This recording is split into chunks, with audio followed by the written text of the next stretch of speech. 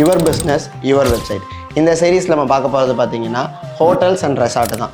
இப்போ hotel and ரெசார்ட்டுக்குலாம் ஏன் website வேணும்? ஏன்னா எல்லாருமே நிறைய இந்த Booking.com அப்புறம் அகோடா இந்த மாதிரி நிறைய பிளாட்ஃபார்ம்ஸ் இருக்கே, நாங்கள் எங்கள் வெப்சைட் அங்கே டைப் பண்ணாவே எங்களுக்கு புக்கிங்ஸ் நடந்துரும்ல அப்படின்னு நீங்கள் கேட்டிங்கன்னா, கண்டிப்பாக பிளாட்ஃபார்ம் ஃபீ அப்படின்னு ஒன்று நீங்கள் அகோடாக்காக இருக்கட்டும் இல்லை Booking.com இருக்கட்டும் எந்த பிளாட்ஃபார்மாக இருந்தாலும் நீங்கள் கொடுக்கணும்ல.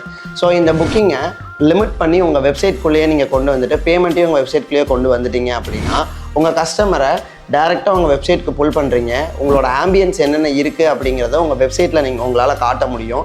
அதுக்கப்புறம் அவங்கள ஈஸியாக புக் பண்ண வைக்க முடியும். ஸோ ஏதோ ஒரு பிளாட்ஃபார்மில் ரிவ்யூவை பார்த்துட்டு வரதுக்கு உங்களோட ஓன் வெப்சைட்டில் அந்த எப்படி தங்க போகிறாங்கங்கிற ஃபீலை ஒரு எக்ஸ்பீரியன்ஸை நீங்கள் கொடுத்தீங்கன்னா புக்கிங்கோட ரேஷியோ இன்னும் அதிகமாகும். ஸோ உங்கள் ஃப்ரெண்டு ரிலேட்டிவ்ஸ் யாராவது ரெசார்ட்டை வச்சுருக்காங்க அப்படின்னா அவங்களுக்கு கண்டிப்பாக, இல்லை நீங்கள் ஸ்டே பண்ண ரெசார்ட்டுக்கு வந்து வெப்சைட் இல்லை அப்படிங்கிற மாதிரி உங்களுக்கு ஏதாவது தெரிஞ்சது அப்படின்னா அவங்களுக்கு இந்த வீடியோவை ஷேர் பண்ணுங்கள். பெட்டரான எக்ஸ்பீரியன்ஸை கண்ட்ரோல் லைன்லேருந்து நாங்கள் அவங்களுக்கு கொடுக்குறோம்.